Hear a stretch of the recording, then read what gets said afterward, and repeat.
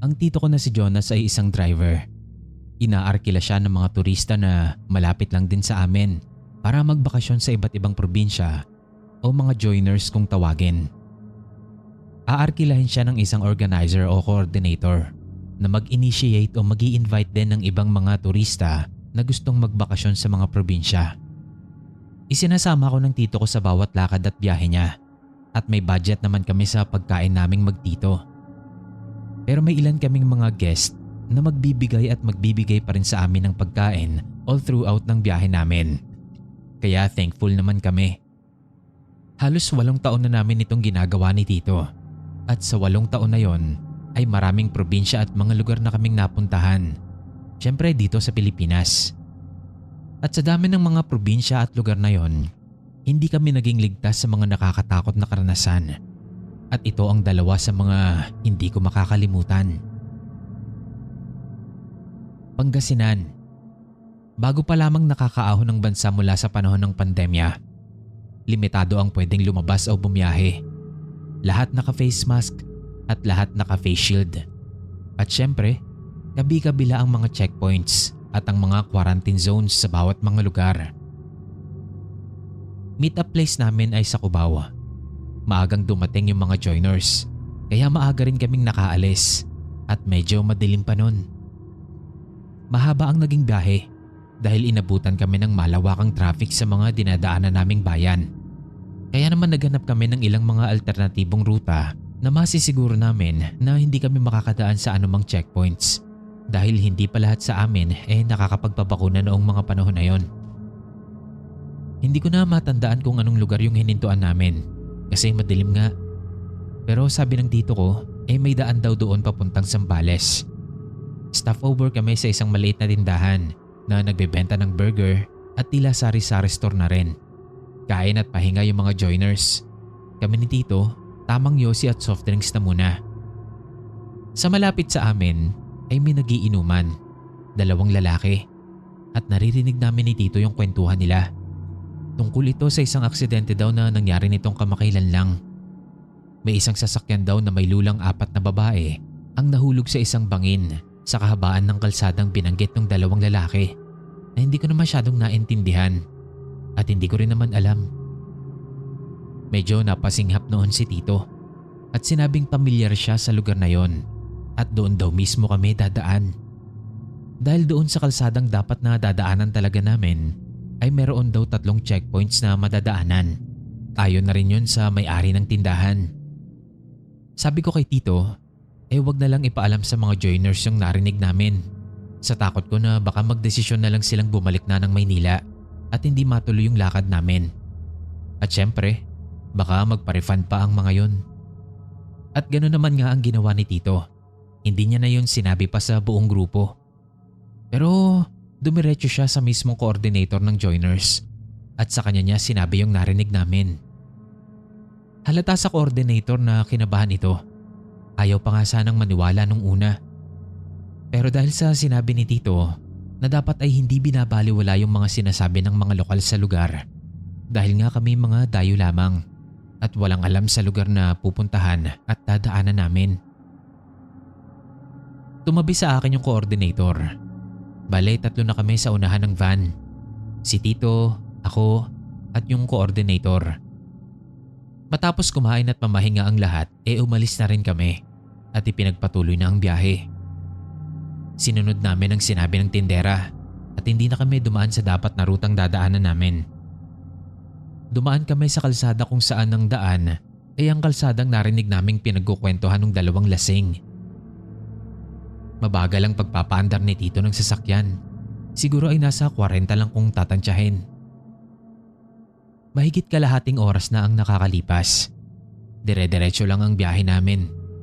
Ang malapat at mahabang kalsada ay napapagitnaan ng napakalawak na bukid sa kaliwa at sa kanan naman ay matatanaw na may bahagyang kurba na dadaanan namin paakyat. Nang malapit na kami doon sa kurbang daan, unti-unti nang umandar ang sasakyan namin paakyat. Pero habang pataas kami ng pataas, ay pakapal din ng pakapal ang hamog.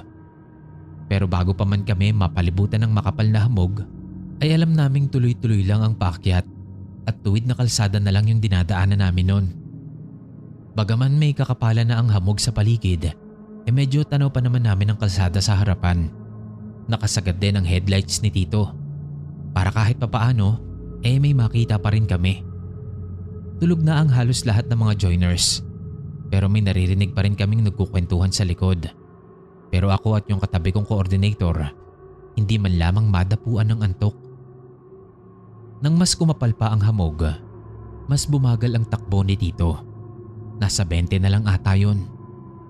Pero hindi pa man nagtatagal ang ganoong kabagal na takbo namin, nagulat kaming lahat nang may isang malakas na kalabog ang humampas sa may bubungan ng van namin. At isang pusang kulay puti ang lumundag sa windshield ng sasakyan. Inihinto ni Tito ang sasakyan. Medyo nagasgasan yung salamin, kaya naman napamura pa si Tito. Bumaba kami ni Tito ng sasakyan. Sumunod din naman yung coordinator dahil medyo nagtataka rin ito sa kakatwang nangyari.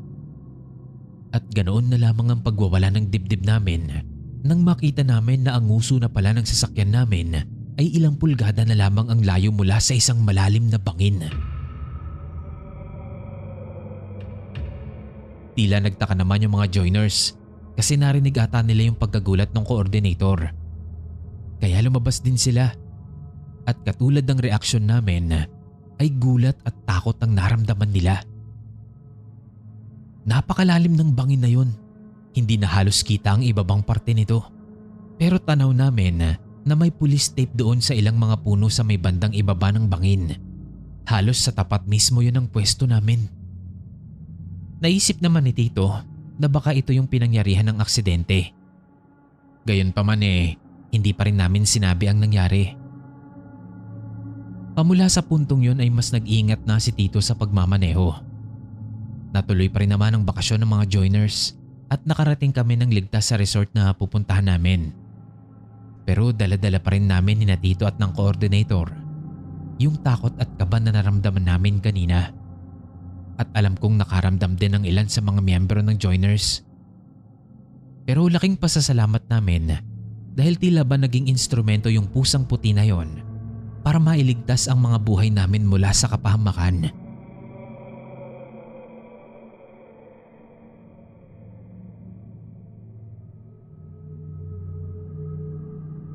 Ikalawang karanasan, Baguio City. Dalawang sasakyan ang inarkela nito ng coordinator.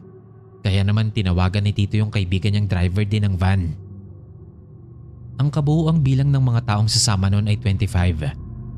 Sa kabilang van na siyang minaneho ng kaibigan ni Tito na si Tito Mara ay 18 tao ang sakay na joiners. At yung iba ay sa amin. At dahil nga maluwag pa, sa amin nakakarga ang mga gamit, pati yung mga pagkain ng buong samahan. Isang buong maghapon hanggang magdilim din ang itinagal ng biyahe namin bago kami makarating sa bukana ng Baguio. Hindi na kami nakapag-stop over doon sa spot ng Ulo ng Leon. Dahil kahit sa ganoong oras, napakarami pa ring tao. Maraming mga pribadong sasakyan ang nakatigil doon. Mga nakatambay at mga nagpipicture doon sa Ulo ng Leon. Kaya naman dumiretso na lang kami ng Burnham Park at doon na kami nag-stop over.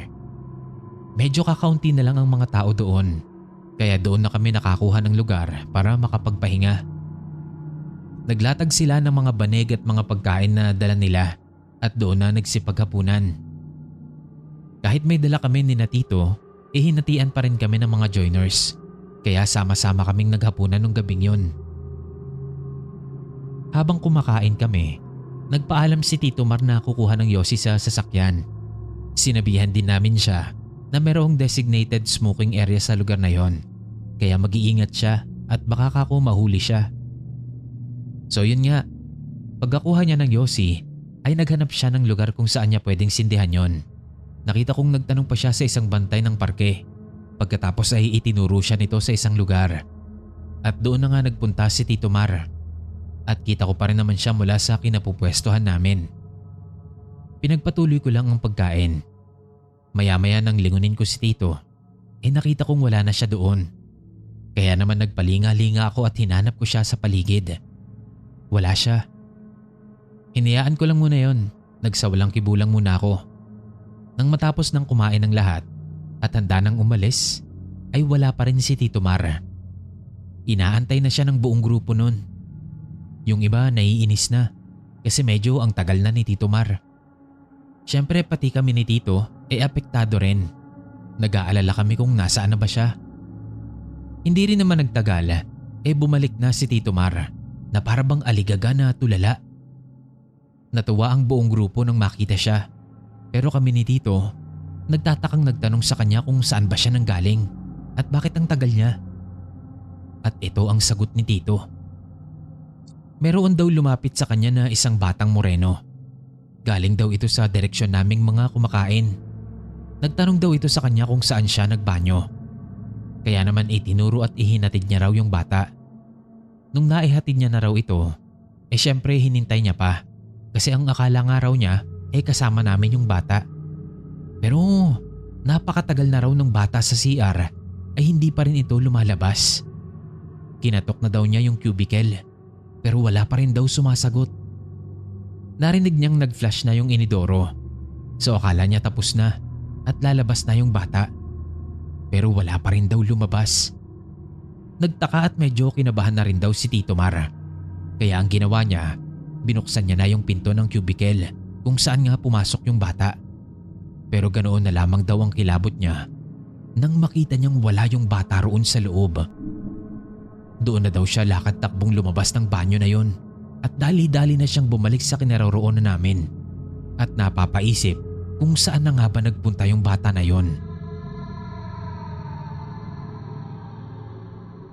Nagsalita naman si Tito at ang sabi niya, wala kaming kasamang bata sa grupo, lalo na sa sasakyan na dala namin. Dahil nga yung mga joiners na yon puro mga empleyado ng isang paaralan.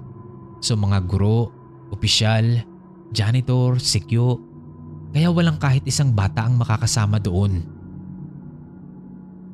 Walang nakaalam sa mga joiners ng nangyari na yon dahil ayaw naming mahaluan ng takot ang magiging bakasyon nila. Pero iba rin talaga ang misteryong dala ng Baguio. Bagamat hindi maitatanggi ang kagandahan ng Baguio, ay mababakas pa rin dito ang madilim na nakaraan nito. Nag-check-in ng grupo sa isang ancestral house. Isang buong bahay ang inupahan nila. Pinagkasya nila ang kanilang malaking grupo doon.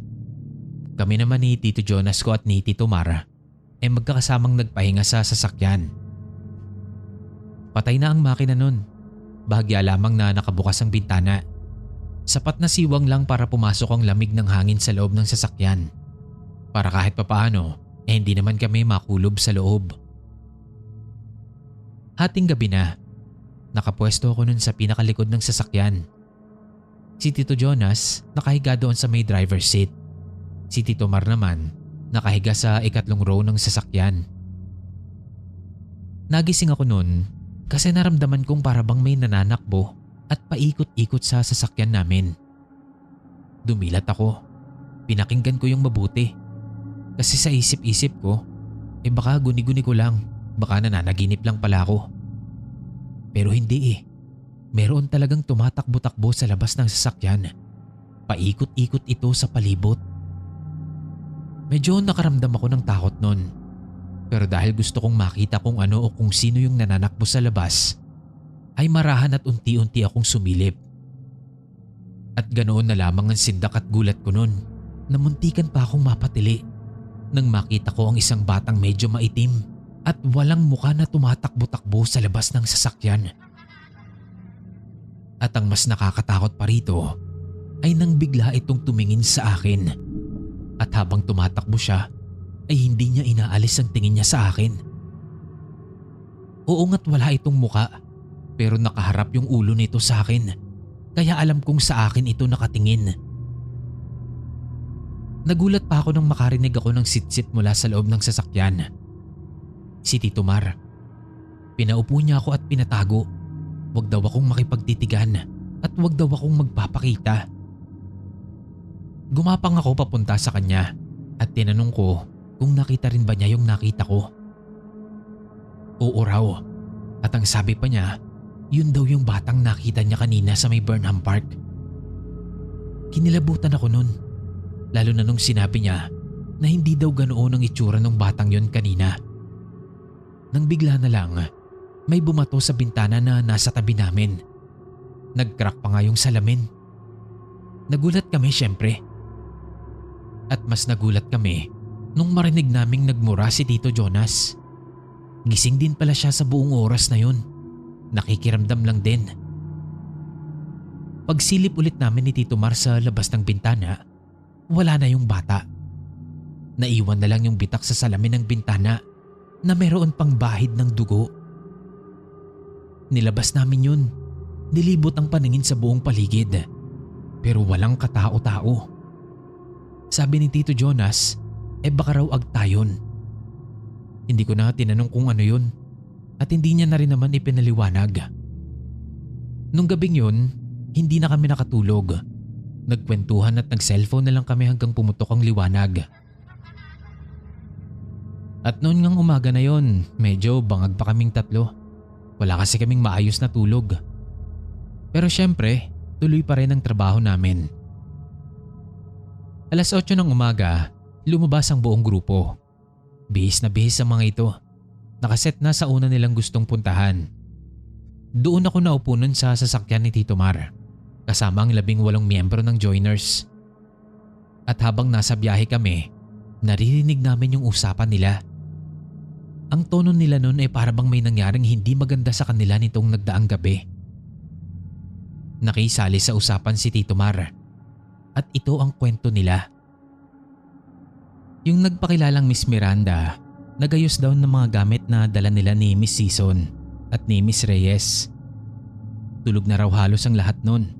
Patay na ang ilaw sa ibang parte ng bahay at tahimik na raw ang paligid. Tahimik niyang tinutupi yung mga damit. Isinasalansan ang mga gamit sa isa pang bag. Nang bigla daw siyang makarinig na para daw may nanakbo sa pwesto nila sa may sala. Sa sala daw nila napiling matulog noon. Bale 12 silang halos tabi-tabi doon sa sala. At ang mga kasama niya raw ng mga oras na yon mga tulog na. Kaya nasisiguro niya na wala nang ibang gagawa ng tunog ng pagtakbo na yon. Rinig na rinig daw niya yung bawat hakbang nito. Yari lang kasi sa kahoy yung flooring ng bahay. Ang tunog din daw pati nung pagtakbo ay tunog ng nakapaalang. Tunog ng mga basang paang tumatakbo. Nabahala daw siya ng mga oras na yon. Kaya napalinga siya sa paligid. Pero wala naman daw siyang nakikita. Pero dinig at ramdam daw niya na nasa loob lang ng sala yung pinagmumula ng tunog na yon. Paikot-ikot lamang daw ito sa kanilang pwesto. Hihinto, pagkatapos ay tatakbo ulit. Hihinto, tatakbo ulit. Sa takot ay itinigil na lamang daw niya yung ginagawa niya. Nahiga na lamang at sinubukang baliwalain ang nadidinig. Pero hindi raw siya datna ng antok. Hanggang sa makarinig siya ng huni o himig ng isang bata na tila ba umaawit sa tuwa na mas lalong nagbigay ng kilabot sa kanya. Hanggang sa wakas nakatulugan na lang daw niya yung takot. Nagkatinginan na lang kami noon ni Tito Mar pero patuloy lang kami sa pakikinig sa kwento nila. Pagkatapos magkwento ni Miss Miranda, sumingit ang nagpakilalang si Miss Lazaro. At ito ang sabi niya. Hindi daw niya narinig yung pagtakbong yun sa sala dahil sa kwarto daw siya natulog kasama ang iba pa. Pero nagising daw siya nang bahagyang bumukas yung pintuan ng kwarto. Lumangit-ngit daw kasi ito ng dahan-dahan dahilan para magising siya. Nang ibukas niya ang mata niya para silipin yung pinto, may naaninag daw siyang nakasilip mula sa labas ng pintuan. Isang tila daw ba batang maitim na mayroong kulay puti lamang na mga mata. Kalahati lang daw ng muka ang nakikita niya pero sagad sa butong kilabot daw ang hatid nito sa kanya. Doon na nagsimulang magkatakutan ng lahat dahil sa naon ng kwento ng 2 miyembro. At doon na nga rin nagkwento si Tito Mar tungkol sa nangyari sa kanya doon sa Burnham Park, pati na rin sa naranasan namin nung gabi. Hindi na namin inalam pa ang punot dulo ng dahilan kung bakit kami sinundan ng batang yun mula sa Burnham Park hanggang doon sa ancestral house na tinuluyan ng mga joiners. Pero ang sabi ng isa sa mga ito na nagpakilalang si Miss Orano ay maaaring dun daw talaga sa parke na nanahan yung bata. Sumunod lamang daw ito doon sa kanila dahil hindi sinasadyang ma-entertain ni Tito Mar. Ano't ano pa man, iba pa rin ang kilabot na dala ng Baguio. Sa kabila ng ganda at kaaya-ayang lugar na yon, ay meron itong kalakip na madilim na nakaraan na alam kong pare-parehas nating alam.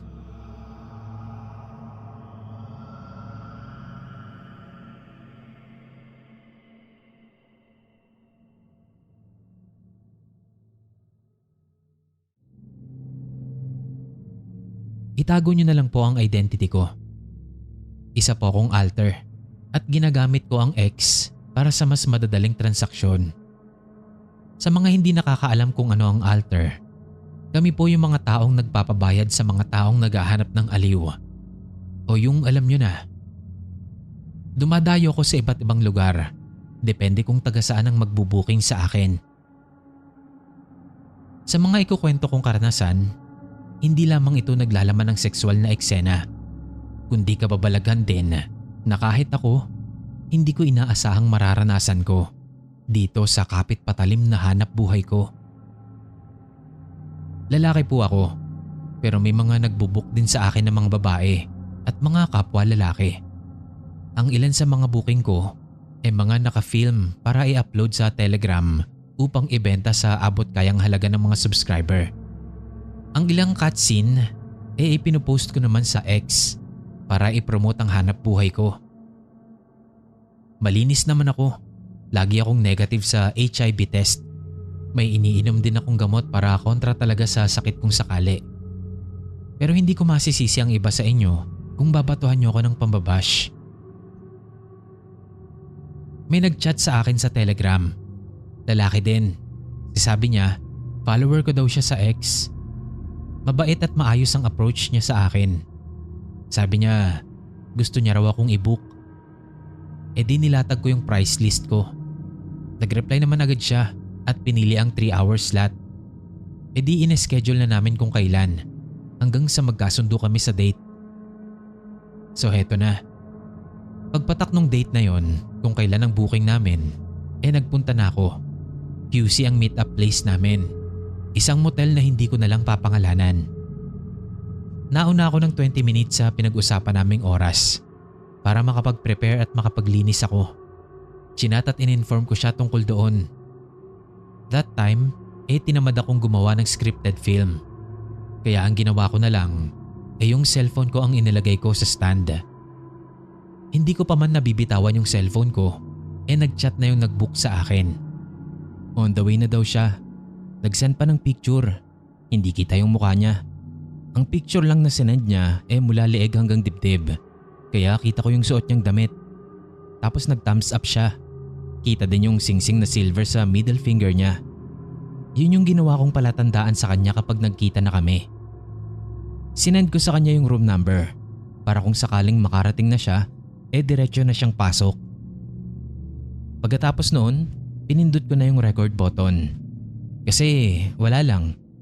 Hilig ko lang i-film ang sarili ko sa kahit anong ginagawa ko. Dahil medyo wala nga ako sa wisyo noon, tinamaan ako ng antok hanggang sa nakatulog ako. Kasi may 5 minuto ring late yung kausap ko doon sa napagkasunduan naming oras. Noong oras na yon, alam kong tulog ako. Pero alam niyo yung pakiramdam na tulog ang mata at katawan mo pero gising yung diwa mo? Ganun yung pakiramdam ko nun. Siguro mga ilang minutong tumagal. Naramdaman kong may kumatok at nagbukas ng pinto. Hinayaan ko muna, baka gusto pa niyang mag-prepare o ano.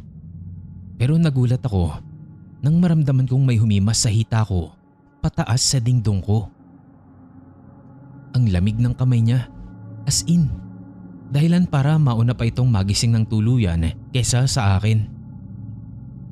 Kasunod noon, ang isang marahang paghalik sa aking leeg na mas nagbigay ng bugso ang init sa katawan ko.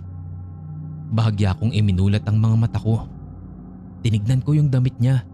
Match naman doon sa nasa picture. Tinignan ko rin yung kamay niyang nakapatong sa dibdib ko. May singsing sa middle finger. Match din, kaya kumpirmado na ito nga yung kausap ko. Sobrang init ng mga tagpo namin nun. Mainit ang mga halikan. Magaan pero may romansa ang bawat haplos niya sa akin.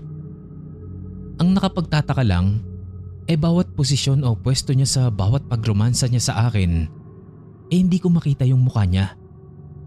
Hindi ko na iminulat yung mata ko sa sarap ng pakiramdam ko nun.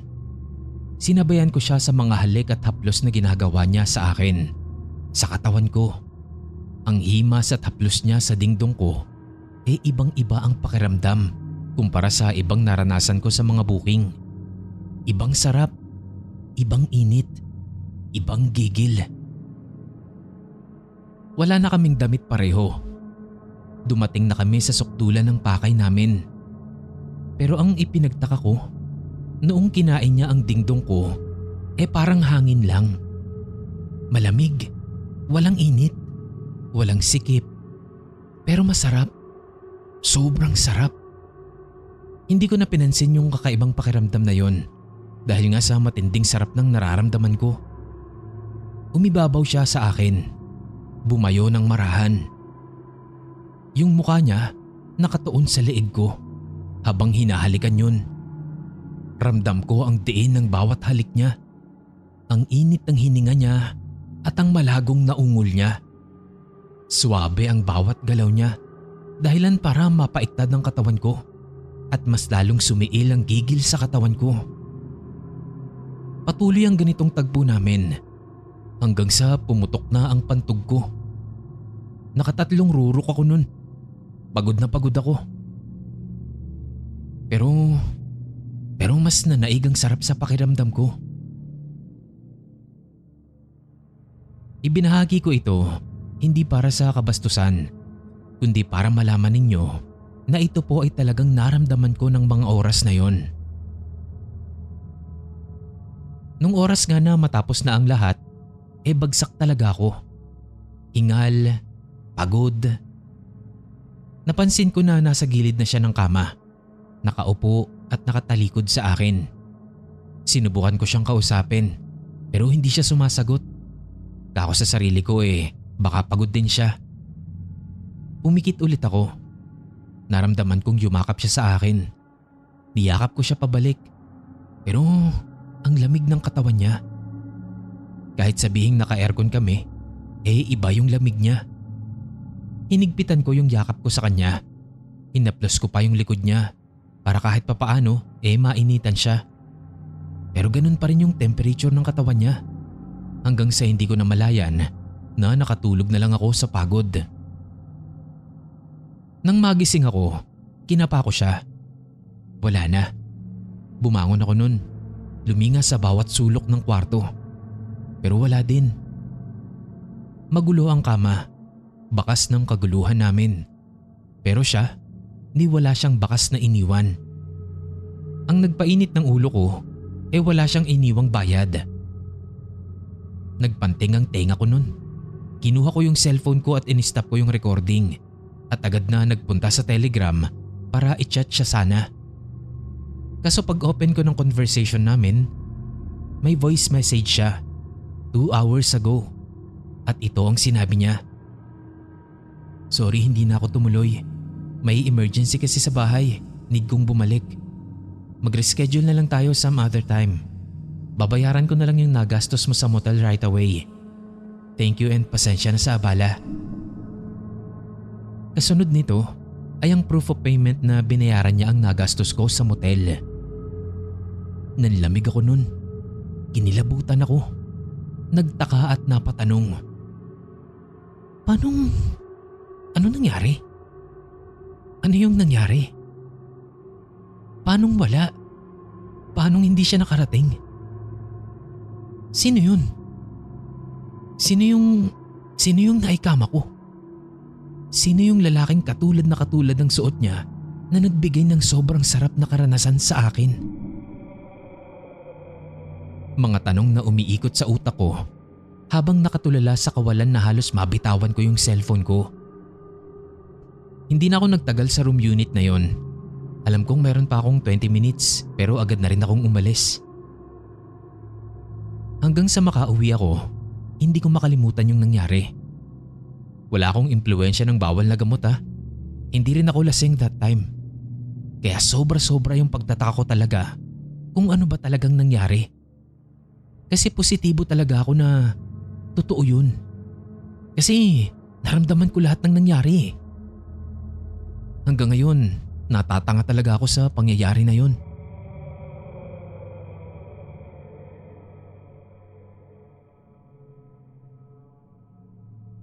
Ikalawang karanasan ko.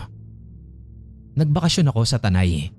Hindi ko na lang babanggitin yung eksaktong lugar. By the way, may ginagamit akong dating apps.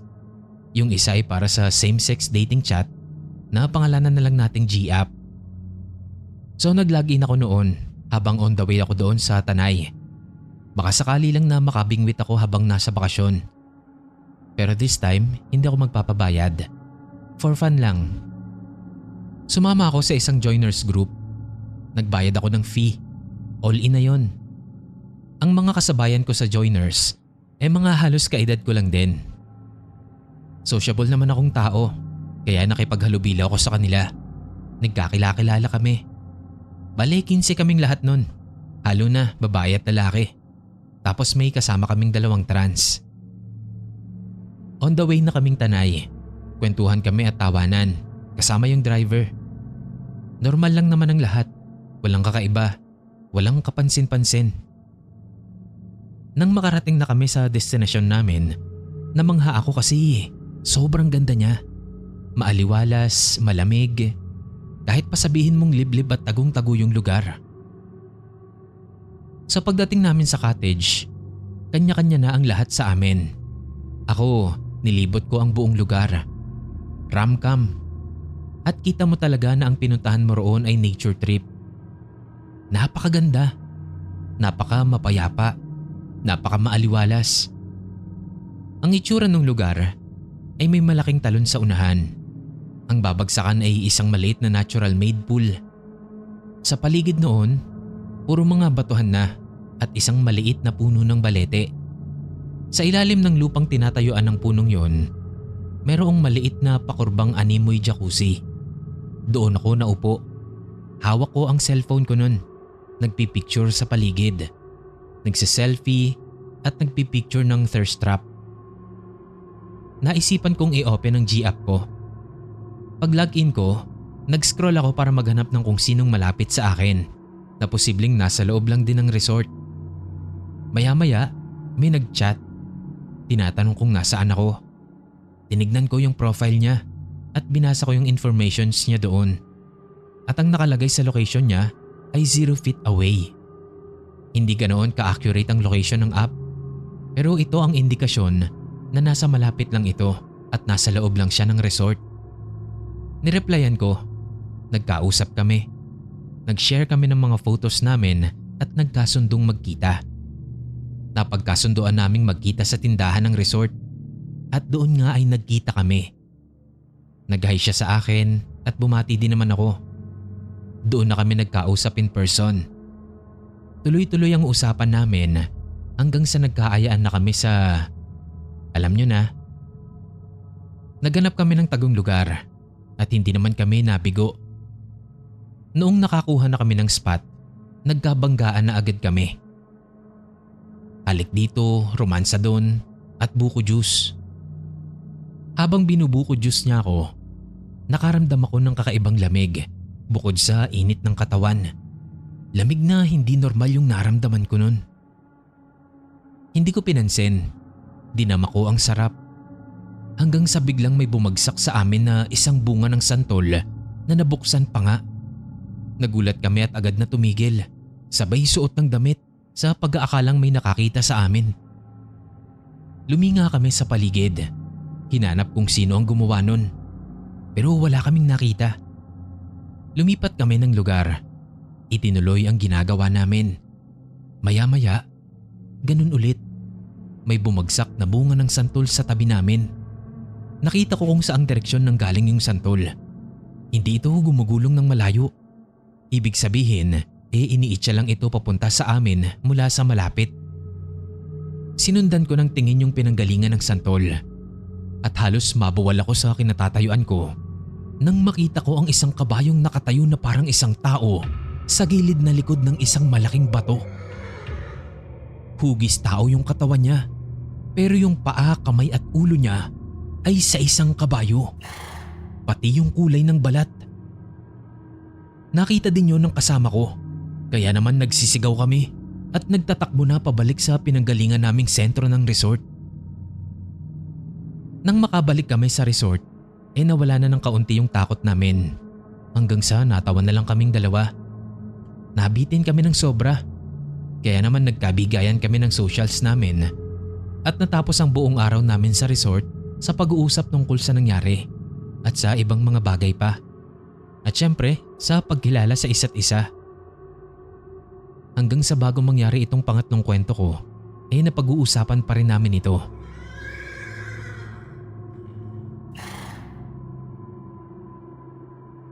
Ito ang pangatlo at huli. Meron akong kababata at kapitbahay. Masasabi kong matalik ko siyang kaibigan. Kilala niya ako mula ulo hanggang paa, pero babae siya, kasing edad ko lang din. May nangyayari sa amin. Matagal-tagal na din, since high school pa kami. Kumbaga, best friends with benefits kami. Nagkaayaan kaming dalawa na gumala sa Quezon Province. Nagmotor lang kami noon. Gala to the max kami. Kain dito, gala doon. Kain doon, bili dito. Naubos ang buong araw namin na ganun lang ang ginagawa namin. Hanggang sa naisipan naming magpunta sa Plaridel. Sa probinsya niya, may rest house kasi siya doon. Alas 8 na ng gabi nang makarating kami sa rest house niya. Agad na kaming pumasok kasi medyo maulan nung gabing yun. Ang itsura ng rest house niya maliit na bungalow. Filipino classic style. Medyo malayo sa mga kabahayan kasi ayaw niya ng may kapitbahay. Yari sa matibay at makapal na kawayan yung bahay at semento yung flooring. Naka-aircon kaya presko. Pagpasok namin, mukhang nagiinit si best friend kaya agad niya akong hinalikan. Masiilang romansa namin dahil noon lang ulit kami nagkasama. Sobrang busy kasi sa work. Habang nagmimilagro kami sa sala ng rest house niya, napatigil kaming bigla nang makarinig kami na parang may kumakaluskos sa mga pader ng bahay. Na parang kinakalmot yung kawayan na pader na sobrang nakakangilo. Patay ang aircon nung oras na yon dahil malamig naman. Kaya rinig na rinig namin ang kung anumang ingay na malilikha sa labas. Kaya ayun, pagkatapos ng mga pagkaluskos at pagkalmot na yon, narinig namin na parang may sumisinghot-singhot na. Natakot na itong kasama ko. Yumakap sa akin. Nagbihis kami. Akma na sana akong lalabas nun para tignan kung sino o kung ano yung gumagawa ng ingay na yun sa labas. Nang bigla naman kaming makarinig ng malakas na huni ng baboy. Doon na kami napaatras. Nagbuhos kami ng asin sa palibot ng bahay, lalo na sa mga bintana at pinto. May ilang minuto rin itong nag-iingay sa labas at sumusubok na sirain yung pader ng bahay. Pero sadyang matibay ito. Hanggang sa bigla na lang din itong huminto. Nung mga oras na yan, biglang umalinsangan sa loob ng bahay. Butil-butil na ang mga pawis namin nun. Tapos may naamoy pa kaming ubod ng baho. Amoy tae na nabubulok na karne na hindi mo maintindihan. Hirap kaming huminga ng mga oras na yan dahil nga sa alinsangan at sa nagmumurang amoy sa paligid. Hindi nagtagal, isang malakas na lagabog ang biglang narinig namin sa ibabaw ng bubong. Kasabay nito ay ang muling pag-atungal ng baboy na nasa labas, na ngayon nga ay nandoon na sa bubong ng bahay. Takot na takot yung kasama ko na parang tarsier kung makakapit sa akin. Ako naman, sinubukan kong maging kalmado kahit na natatakot na rin talaga ako. Ang ginawa ko, kumuha ako ng kutsilyo habang may dakot-dakot na asin sa kamay. Lakas loob ko nang nilabas yung halimaw na nasa labas. Isinarado ko yung pinto kahit pa nga pinipigilan ako ni best friend. Pagkalabas ko, pinagmumura ko siya habang sinasabuyan ng asin ang ibabaw ng bubong. Tapos nun, isang malakas na angil ang pinakawalan ng halimaw. Tapos may kumalabog ulit sa bubong hanggang sa parang nawala na lang bigla ito. Hindi na kami nakatulog ng gabing yon. Kinaumagahan, pumunta kami sa mga lola niya na malapit lang din doon sa rest house at ikinuwento namin yung nangyari. Medyo nalito pa nga yung lola niya at ilan sa mga kaanak kung bakit kami inatake ng aswang na yon. Hanggang sa naghinala na yung isang tita niya na baka raw buntis ito. At oo nga, buntis nga ang best friend ko. At oo, ako ang ama. Nagpa-check up kami makalipas ang ilang araw at napag-alaman namin na magdadalawang buwan na siyang buntis. Hindi na kami nagulat nun pero pareho kaming natuwa.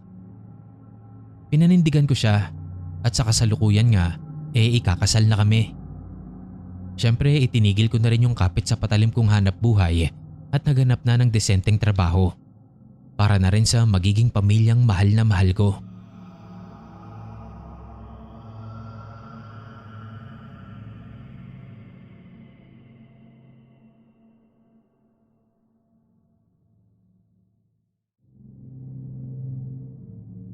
May mga lugar talaga na kapag pinuntahan mo, parang may naiiwan silang parte ng sarili nila sa'yo. At minsan pa nga, hindi mo na lang sila napupuntahan ulit. Sila na mismo ang bumibisita sa'yo. Hello po sa inyong lahat. Ako po si Jao. May ikukwento kong karanasan na hanggang ngayon hindi ko pa rin maipaliwanag. College ako noon at sa lahat ng bangungot na naranasan ko, ito lang ang nag-iisang panaginip na hanggang ngayon kabisado ko pa rin ang bawat detalye. At ang mas nakakatakot, pakiramdam ko hindi lang siya bastang panaginip. Miyembro ako noon ng teatro sa school namin. Halos araw-araw kaming may ensayo. Pagod, puyat, paulit-ulit na rehearsals. Hanggang sa dumating ang araw ng performance. At sa kabutihang palad naman ay naging successful ang palabas namin. Masaya kaming lahat nun kaya naisipan naming mag-celebrate. Beach outing. Siyempre estudyante pa lang kami nun. Walang-wala kaming budget. Halos lahat ng kinita ng production napunta lang sa college council. Kaunting porsyento lang ang naiwan sa amin. Sakto lang pambayad ng permit at kaunting pagkain. May napili kaming beach. Government property siya noon. Libre ang entrance pero kailangan ng permit mula sa barangay. Mahigpit kasi nilang pinangangalagaan ng lugar. Alam ko sa ngayon nga hindi na raw ito bukas sa publiko. Dalawa ang daan papunta roon. Merong normal na ruta at meron ding shortcut. Siyempre yung shortcut yung pinili namin. Pero hindi pala yun biro. Kailangan naming tumawid ng bundok, umakyat, bumaba at dumaan sa batuhan, sa makikipot na daan. Pero pagdating naman sa dagat, lahat ng pagod nawala rin. Sobrang linaw ng tubig, napakaputi ng buhangin, tahimik, malinis, parang hindi totoong lugar, parang paraiso. Talagang nag-enjoy kami buong araw nun. Naligo, naglaro, nagkantahan, nagkwentuhan. At dahil bawal mag-overnight doon, bago mag-alas 5, umalis na rin kami. Pag-uwi ko sa bahay, diretsyong tulog na ako. Hindi na ako halos nakapagpalit ng damit. Pagod na pagod ako nun. At doon na nagsimula ang bangungot. Nanaginip ako na para akong nahulog. Para bang may bumukas na napakalalim na hukay sa ilalim ko. Napabalikwas ako nun. Akala ko gising na ako. Naupo ko sa kama. Pero paglingon ko, nakita ko ang sarili kong nakahiga. Doon pa lang, kinilabutan na ako. Gusto kong lapitan ang katawan ko. Pero bago pa ako makagalaw, parang may napakalakas na gravity na humila sa akin. At sa isang iglap lang, ay nasa beach na ulit ako. Eksaktong beach na pinag-outingan namin. Lahat ng kasama ko naroon din. Parehong suot, parehong gamit. Parang inuulit lang namin yung outing namin. Pero may isang tao, isang babae na hindi ko kilala. Nakaputi siyang saya, mahaba ang buhok niya at tahimik lang siyang nakasunod. Nilapitan ko siya. Tinanong ko, "Miss, sino ka?"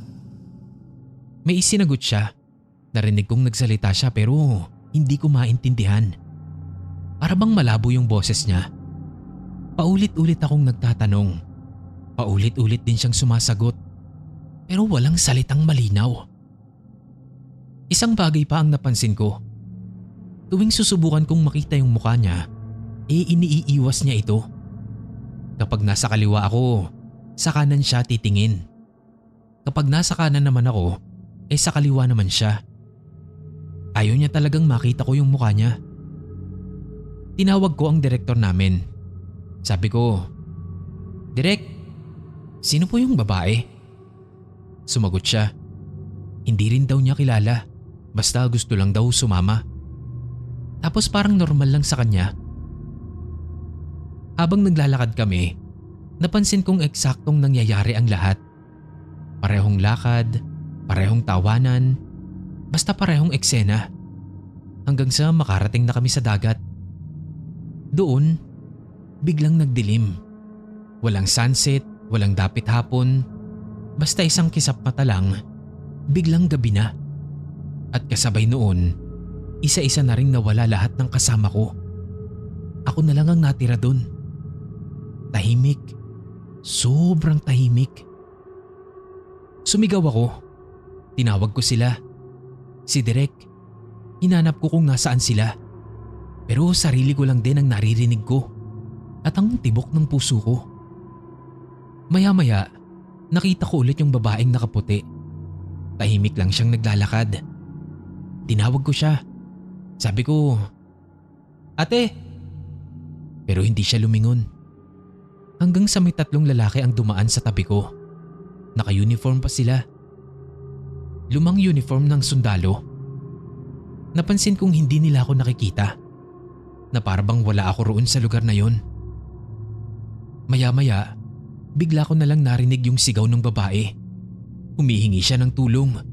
Nagmamakaawa. At sinasabi niyang papatayin daw siya nila. Tumakbo ko nun palapit sa kanya. Pero huli na. Naaabutan na siya. Sa mismong harapan ko ay pinagsalitan nila yung babae. Naririnig ko pa yung tawanan nila habang umiiyak naman yung babae. Sinubukan ko silang pigilan. Sinuntok ko sila, itinulak, hinila. Pero hindi ko sila maahawakan. Para ba akong isang multo lang doon sa eksena na yun? Isang saksi na walang magawa. Akala ko ay matatapos na. Pero isa sa mga sundalo ang pumulot ng malaking bato. Pagkatapos ay malakas iyong ibinagsak sa ulo ng babae. Sa mukha niya. Hindi lang isa, 2. Paulit-ulit niyang ibinagsak yun sa mukha ng babae. Hanggang sa hindi na ito makilala. Hindi pa sila nakontento roon. Ang isa sa kanila, hinugot pa yung bayoneta sa kanyang rifle. At paulit-ulit niyang tinusok ang katawan ng babae.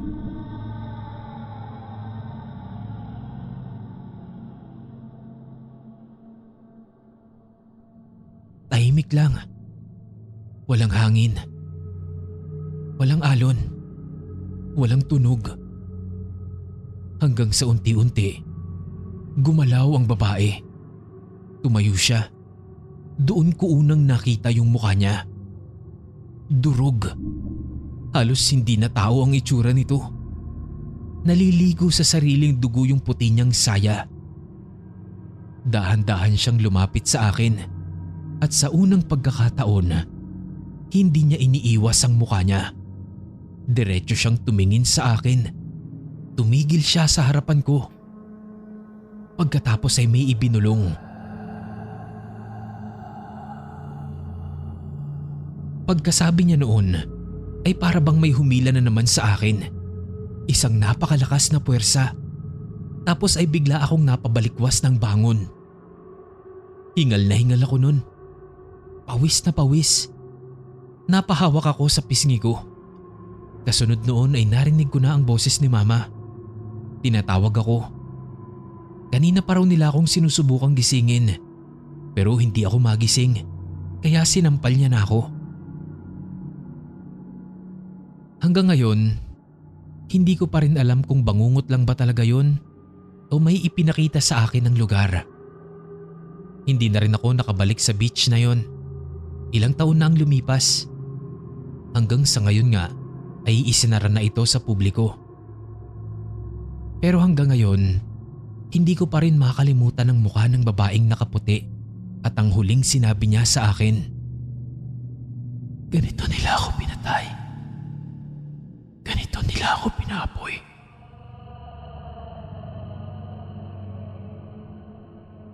Hanggang dito na lang po. Maraming salamat po sa pakikinig.